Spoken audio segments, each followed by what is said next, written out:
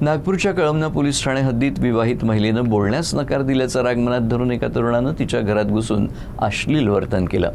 विरोध केल्यानंतर महिलेसह तिच्या पतीलाही मारहाण करत जीवे मारण्याची धमकी दिल्याची तक्रार असून पोलिसांनी आरोपीला अटक केली आहे।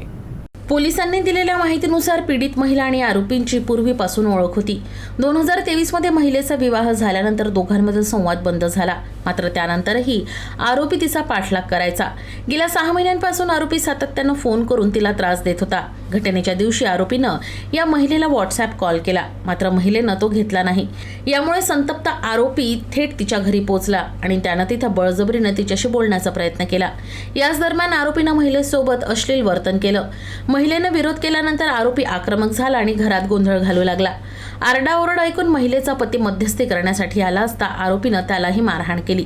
दरम्यान आरोपीनं कारच्या चावीनं महिलेच्या डोक्यावर वार केल्याचा आरोप असून संपूर्ण कुटुंबाला जीवे मारण्याची धमकी दिल्याचंही तक्रारीत नमूद आहे। दरम्यान घटनेनंतर घाबरलेल्या कुटुंबानं कळमना पोलीस ठाण्यात धाव घेऊन तक्रार दाखल केली। तक्रारीच्या आधारे पोलिसांनी 27 वर्षीय निथलेश वरखडे याला अटक केली आहे। फिर्यादी पोलीस स्टेशनला येऊन त्यांनी रिपोर्ट दिली। त्यांच्या रिपोर्ट प्रमाणे आम्ही गुन्हा दाखल करून घेतलेला आहे। निथलेश वीरसिंग वरखडे हा भवानीनगर सद्गुरू कॉन्व्हेंट जवळ पारडी येथे राहतो। तो तिथल्याच एका मॉलमध्ये कॅशियरचं काम करतो।